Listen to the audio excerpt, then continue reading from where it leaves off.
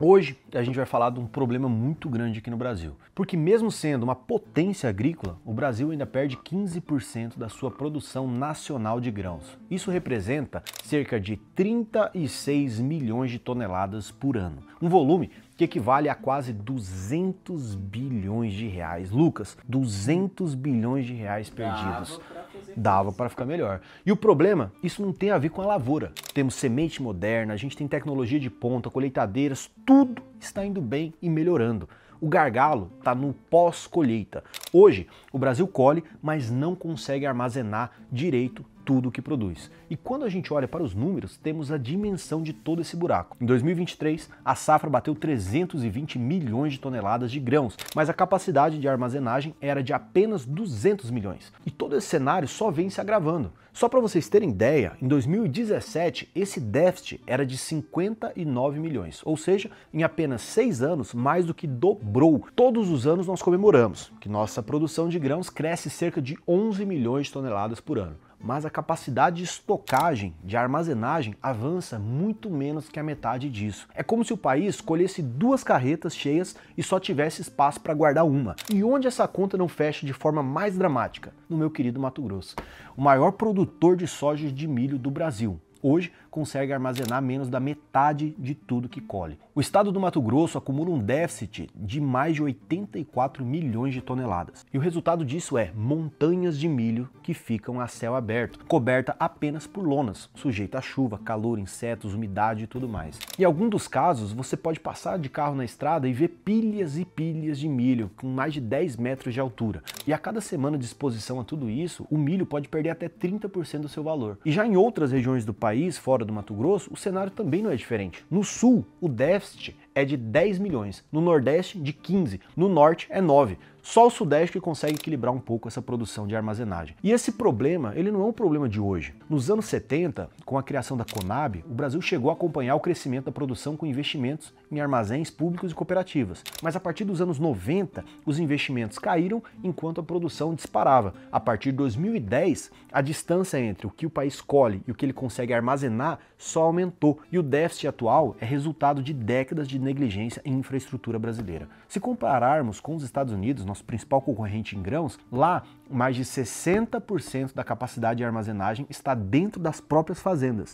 Ou seja, eles conseguem estocar muito ali. Já aqui, apenas 16% estão nas propriedades. O resto pertence a cooperativas, trades e também empresas privadas. E isso tira a autonomia do produtor, que precisa seguir o calendário de outras empresas, pagar taxas e muitas vezes vender na baixa. E aqui, abre um parênteses, está a importância de você fazer um hedge, de você travar o seu preço na bolsa para que você não sofra com isso. Se você quiser saber mais sobre hedge, clica aqui no link abaixo ou no QR Code ou comente aqui, eu quero saber de hedge, que nós vamos até você. Ou no Instagram, alvpagro.com.br, alvpagro. Então faça o seu hedge e se proteja com essa variação de preço. Diferente daqui, lá nos Estados Unidos, o agricultor americano colhe, guarda e só vende quando o mercado está em alta. A Argentina também pode dar uma lição. Com o silo bolsa, ele transformou a armazenagem em uma arma financeira. Em tempos de inflação e câmbio instável, o produtor guarda os grãos por meses e usa a safra como moeda de troca. E aqui que está o ponto central do problema brasileiro. A falta de armazenagem pesa diretamente no bolso do produtor.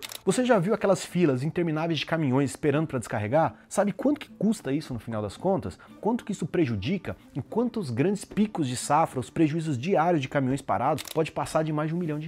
E o produtor, sem opção, vai vender com deságio. Agora, imagina outro cenário. Imagina comigo, um produtor com um silo de 50 mil sacas de soja. Se ele conseguir negociar apenas R$2 a mais por saca, já são R$100 mil extra em uma única safra. E você consegue fazer isso com hedge também. Então dá para fazer com armazenagem, mas dá para fazer com hedge também. Outro impacto invisível está no preço da arroba. Como soja e milho são a base da ração animal, cada perda do armazenamento pressiona o custo ali nos confinamentos, ou tanto de ave, de boi, de suíno também. Ou seja, não é só o agricultor, o pecuarista também perde, porque ele tem que comprar o milho, né? E no final das contas, quem paga é o consumidor. Por isso que a commodity brasileira, para o nosso consumidor, podia ser muito mais barata se tivesse armazenamento qualificado. E não basta só construir um silo. Armazenagem é um processo técnico que começa ainda na colheita. O milho deve ser colhido com até 14 14% de umidade. A soja, entre 13% e 15%. Acima disso, a secagem precisa ser imediata. O grão úmido, ele respira mais, produz calor e também CO2, criando um ambiente muito perfeito ali para fungos e também para se deteriorar com o tempo. Por isso, logo após a recepção,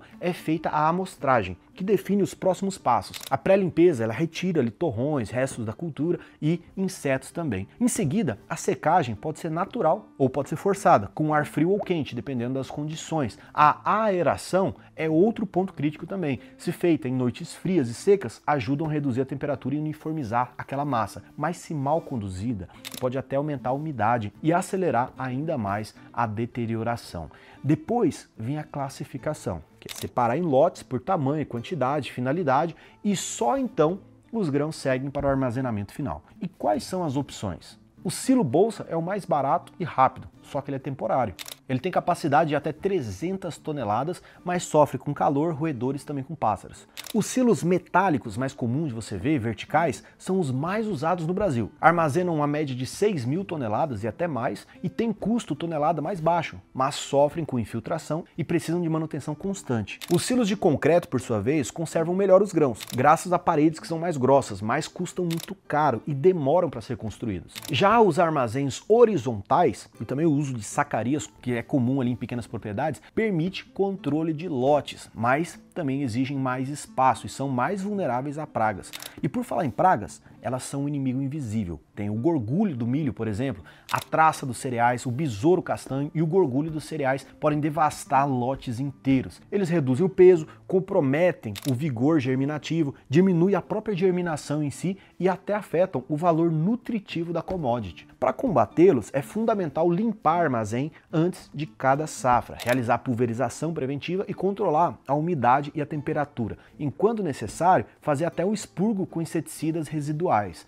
Nos estados de clima quente, esse cuidado deve ser ainda mais rigoroso, já que a multiplicação das pragas ela é mais acelerada. Outro detalhe técnico importante é a quebra técnica. O que é a quebra técnica? Ela é a diferença entre o peso colhido e o peso final, após secagem, a movimentação e também a armazenagem. Essa quebra mal controlada pode corroer a rentabilidade do produtor, e é por isso que a armazenagem precisa de monitoramento constante, com termometria e também com controle preciso de aeração e secagem. Não à toa, desde 2014, o Ministério da Agricultura exige certificação de armazéns públicos e privados, estabelecendo padrões mínimos de limpeza, secagem, controle de temperatura e também de controle a pragas. Isso garante pelo menos o básico de qualidade e abre também porta para financiamentos. Mas na prática, os recursos ainda são muito pequenos, é insuficiente para a demanda gigantesca que a gente tem no setor. Mas se os desafios são grandes, as soluções já estão à disposição.